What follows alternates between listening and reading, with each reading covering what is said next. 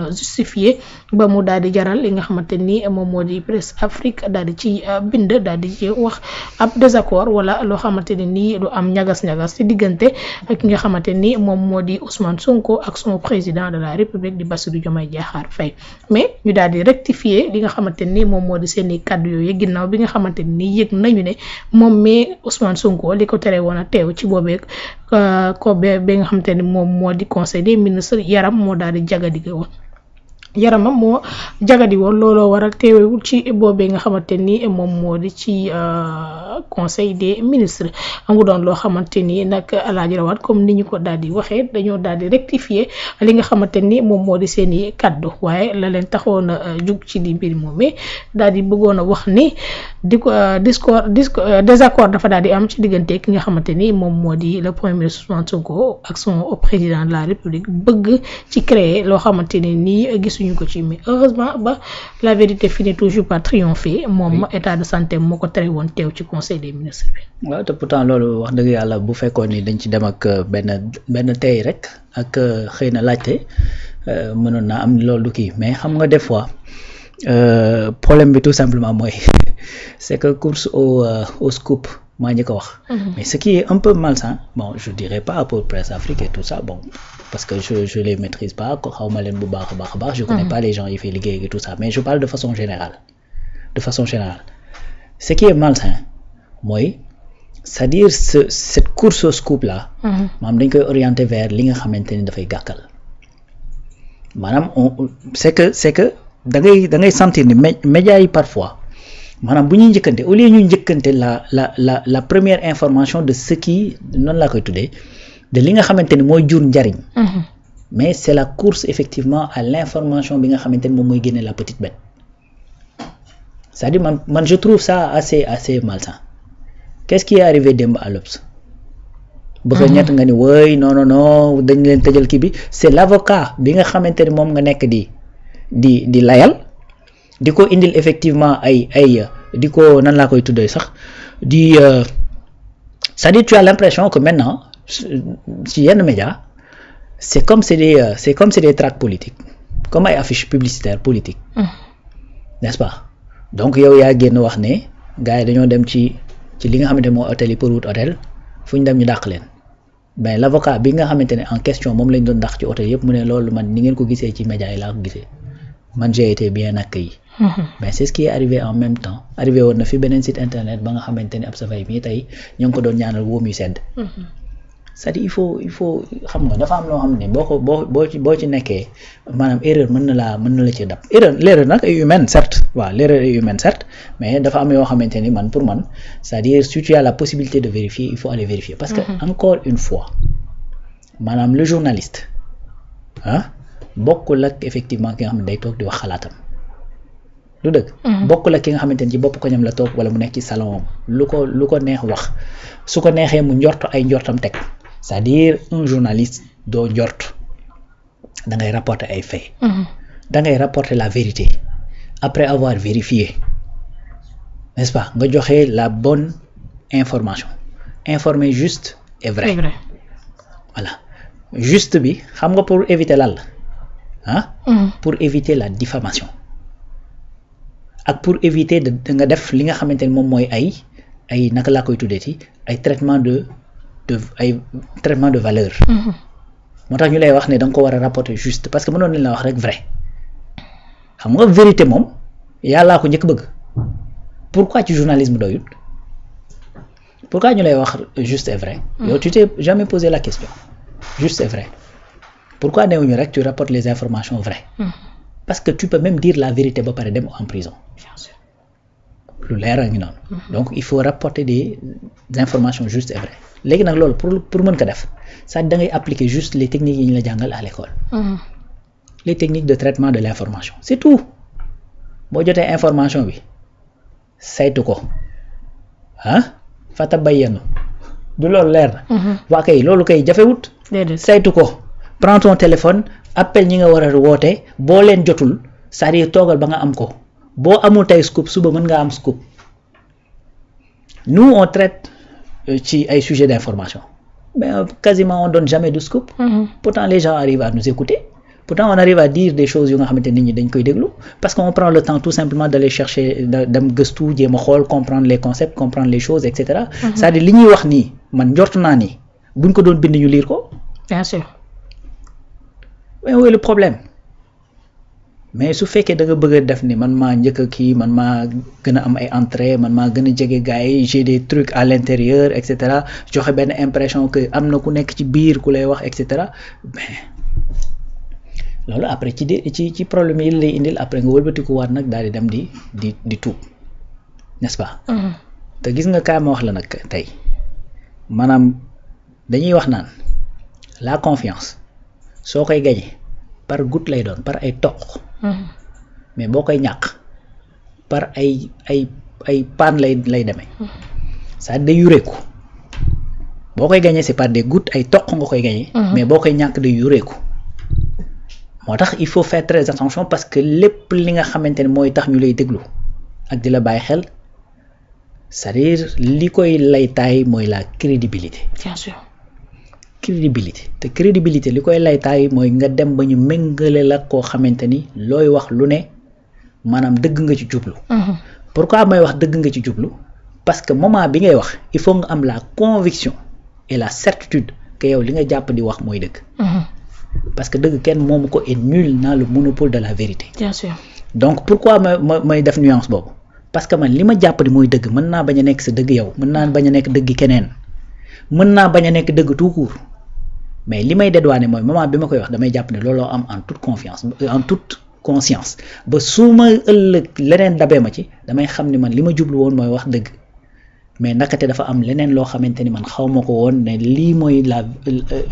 la vraie vérité. pour def benn redondance. su boobaa c'est-à-dire nit ñi dañuy mën a comprendre dañuy xam ni tu t'es trompé de bonne foi donc encore une fois loolu lu jar a sàmmonteel la. muy kiy wax muy kiy bind muy kiy laaj muy voilà lu jar a sàmmonteel muy kiy liggéey muy le travailleur muy keneen ak keneen ak keneen dans la famille et tout ça.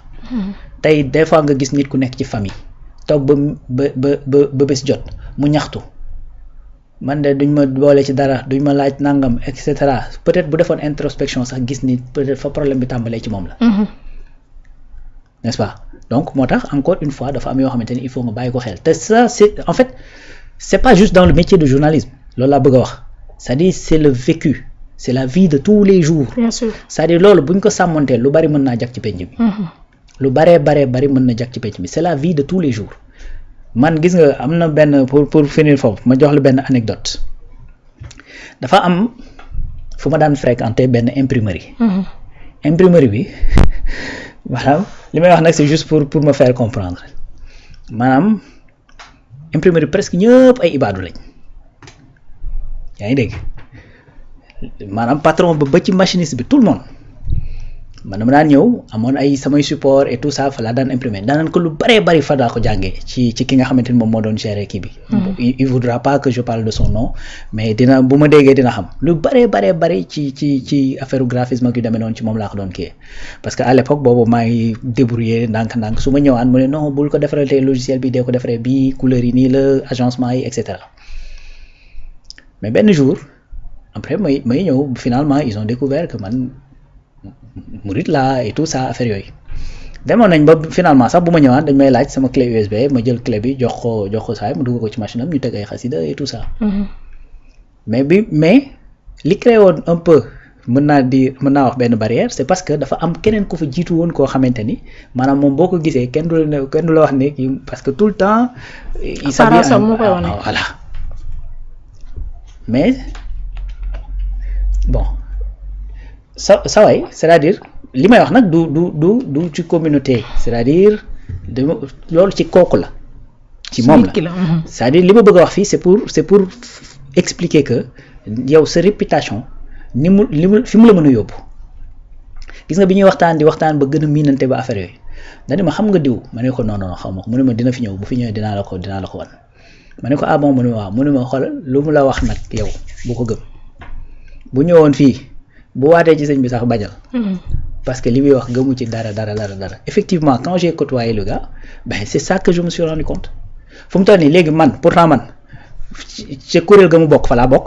man su ma ñëwee wax ñu gëm ma moom bu ñëwee bu ñu ko waxee duñ ko gëm. bu ñëwee ne tiiree leen ma dem ñëw indiwaat man ma ñëw ne tiiree leen ma dem ñëw indiwaat ñu tiireel ma moom ñu bañal ko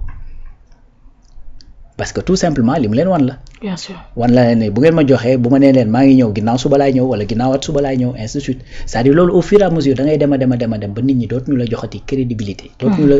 en fait dootuñu la jox bénéfice du doute même booy wax loo xamante ne da nga koy def dañ ciy douter. boo ñëwee sax def ko après loolu da leen di bett donc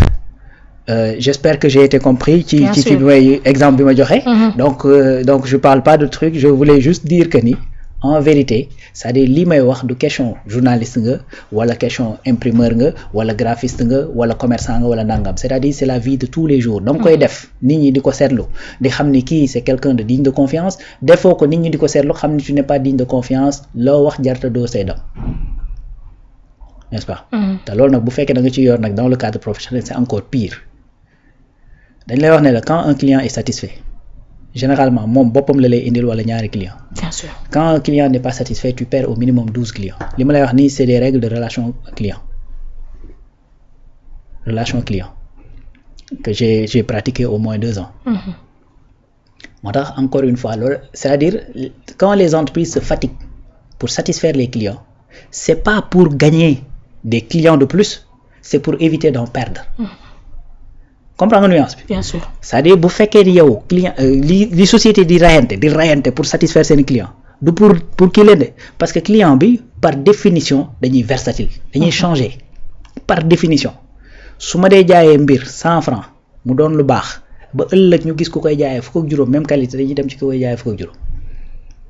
donc par définition le client est versatile donc li tax ñuy sonn pour di garder la satisfaction client c'est plus pour ne pas en perdre parce que boo ci perdre kenn day dem yàqal la ñu baree bare ku jaar ci ñoom balaa mu yegg ci yow du yegg si tu vois donc loolu moo tax il faut vraiment éviter que yenn situation yi di la arriver. maintenant sànq ci say biir kàddu Alaaji Rawane yaa ngi koy daal di wax li nga xamante ni moom la ab journaliste war a daal di def bu jotee ab information lu ci daal di wundi yëpp et je pense que ni ñoom ñi nga xamante ni ñoom ñooy divulguer ces informations xam nañu li nga xamante ni moom moo daal di nekk ci boobee métier mais est-ce que amul autre chose boo xamante ni moom moo daal di caché derrière ba ñuy daal di def ces genre de publication yoo xamante ni nii peut-être mën na indi jiixi jaaxa wala mu daal di indi yeneen réflexion yoo xam te nit ñi dañ koy am ci yenn. c'est exactement ça le danger tu vois c'est-à-dire actuellement tu es en train de te poser des questions xëy na sax loolu jubluwuñ ko ci woon. tu vois donc tu es même en train de me confirmer li ma doon jéem a argumenter tout de suite parce que les gens xel la kenn mënta téye xel fu ne lay dem. kenn mënu ko tënk. yenn saa yi sax nga jékki-jékki dara ñëw sa xel boo xamante ne da nga naan moom waay lii moom lu ko dugal sama xel. tu vois parce que xel la kenn mënta tënk. bien sûr. léegi parfois loolu bu la arrivé nag fekk na yow xëy na précipitation moo la ci dugal. wa ilaa da nga am ko wóolu moo la wax parce que loolu day arrivé. surtout bu fekkee da nga nekk en journalisme des fois nga gis nit nga wóolu ko mu wax la loo xamante ni peut-être moom mi la ko wax xëy na fa mu ko jëlee nekkul lu solide. lu dëgg donc mais tey ak situation bi nii mu demee c'est-à-dire bénéfice du doute boobu pour nga mën ko am mooy jafe. dafay jafe donc les gens vont se poser n'importe quelle question est-ce que amul ku nekk derrière est-ce que amul ku la wax loo pourquoi nga def ko quel est le but que tu poursuis da nga bëgg a nuire gars yi ou pas li muy Ousmane Sonko la wala du moom xam nga donc tout ça c'est les gens vont se poser des questions d'autant plus que dafa am une situation assez atypique à la tête de ce pays nit ñi di wax duo la wala dualité donc il y a certaines informations boo koy traiter dans ce sens il faut y aller effectivement avec prudence. Bien avec sûr. intelligence sinon tout simplement gars yi dañuy wax ni tu abondes dans le sens de créer une dualité alors que le Sénégal a un duo. donc dualité ak duo nag lii seen différence mooy ab duo mooy ñaar ñoo xamante ne dañoo ànd ngir effectivement réaliser quelque chose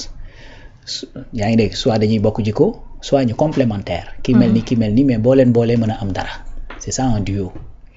duel mooy ñoo xamante ne dañoo njàkkaarloo nekk en fas yéene ko confrontation ñàkkante fas yéene confronté wu donc c'est ça la différence entre duo et duel wala boog même su fekkee ni confronté wuñu kii daa jaar nii kii jaar na n'est-ce pas donc loolu mooy différence bi léegi nag booy wax loo xamante ne day abonder dans le sens d'une dualité c'est-à-dire ça devient problématique n'est-ce pas parce que ce pays n'a pas besoin d'une dualité on a besoin d'un duo. muy noonu ayca ñu continuer ñetti at ginnaaw bi nga xamante ne ni moom daal dinay ñàkk bakkanam di imam Alioune Badara Ndao moom daal dinañu koy sargal foofee nga xamante ni